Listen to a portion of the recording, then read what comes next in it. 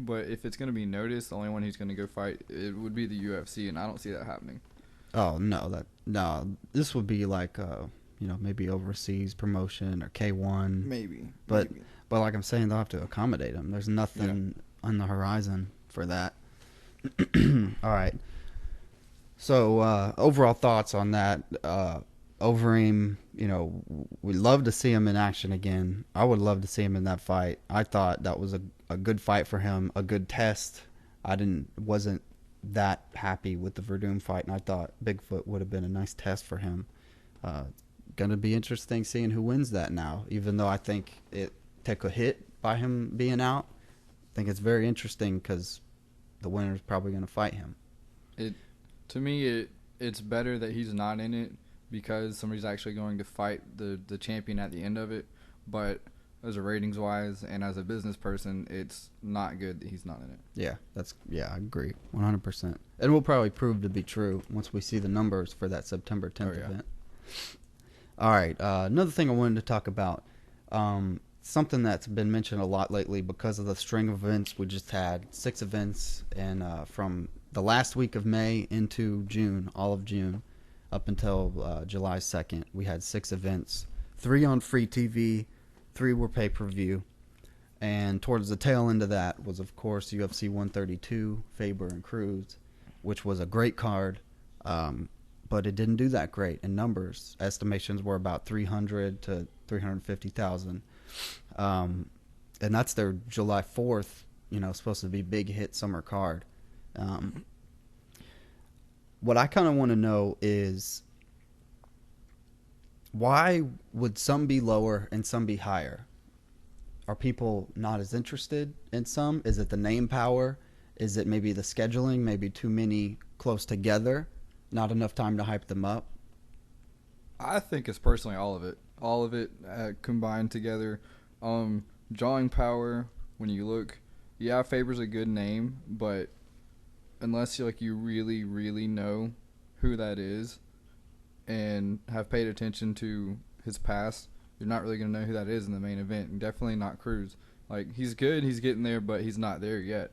And the rest of that card, as you said, it was good, but it was 4th of July. People were off. They were doing things. They were spending time with their family. That's not really the number one priority right there. But you are going to have the hardcore fans who are going to go and watch it and whatnot. Yeah. And then the scheduling of all of the 6 events within, that month and a half. People aren't going to be able to pay, even though 3 of them were free, 3 of them were free, and 3 of them were pay-per-view.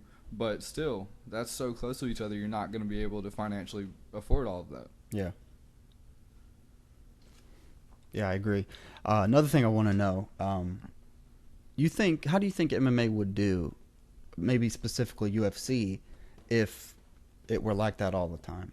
Every week you have at least one big card, and maybe once, maybe twice some months are pay-per-views. How do you think they would do? MMA as a whole, I'm seeing that more so it could happen. UFC, no. I think that if they're smart, they're going to branch away. They're still going to have a lot of events, but they're going to branch away and kind of space them apart more so, because it really comes down to how many buys you can get. And if you can't get a lot, and you see that maybe one year you have a lot of good buys around certain sections, and then you took risk and had a lot of cards, you cut some of those cards out that really got low draws that were new. But do you put them on free TV? In some aspects, yes, but in some aspects, no. I think the free ones shouldn't always be the cards that are, I guess, being looked at as to be the bad cards. No names, or people that are coming off of losses, or people that are, not in belt contention, fighting on the free cards. Try putting some of the bigger ones. Hype it up to be a GSP fight. Put one of those on there.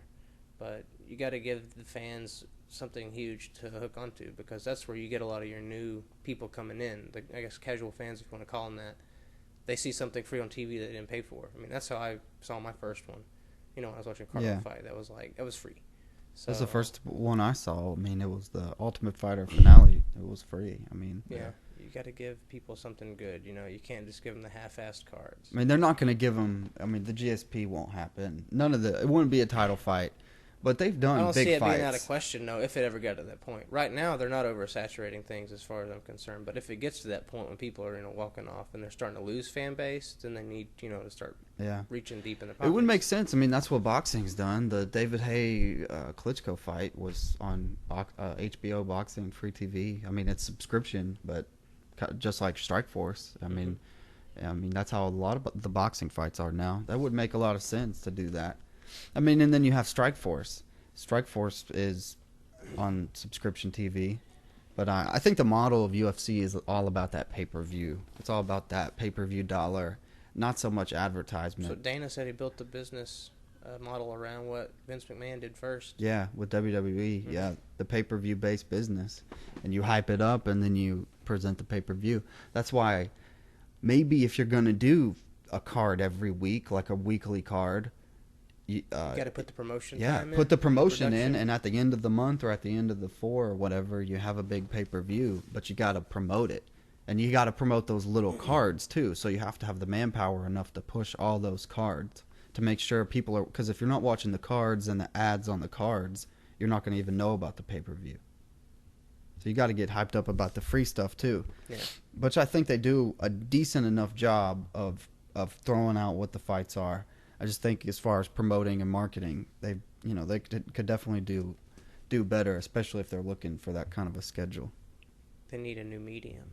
Yeah, and I think maybe there's a lot of talk about them starting their own network. Yeah, I really hope that channel's in the near future. Yeah, I mean that could be would be huge an for them. entire game changer if you have a channel that's maybe not subscription. It probably would have to be at first, definitely, because it's not a major network. But I mean, if you have it there and it's all fighting all the time, people are going to be interested in that. Yeah. That's the diehards, and people will know what they're going to be seeing when they turn to it. So I don't necessarily think. Yeah, I think the idea of them having their own network, their own channel and whatnot is a good idea. But as far as all fighting, you're going to have to at least put shows that go in depth, with the fighters, get to know them and look at their training camps and just go farther than inside the ring. All the time, but yeah. But there was an old show on Spike TV. It was called I think UFC Extra. Mm-hmm. And it went in depth about, would just pick a fighter and then go do a special on him. I don't know what the name was, but so they've done that before. I know they can do it. There's just one on I want to say it's ESPN now. It's called MMA Athletics. And they go in. It goes in and shows football players that go in and do the training for MMA, and it makes them better. But it goes in and interviews MMA people. They had an interview with Tito. They had an interview with Condit and stuff like that. And it's a very good show. It's 30 minutes long. Comes on. I think. Yeah, they could do programming like that. And fitness also. I mean, they have people in there that are health trainers and stuff. So. All right. Something else that's kind of come up in the news, like we're saying at the top.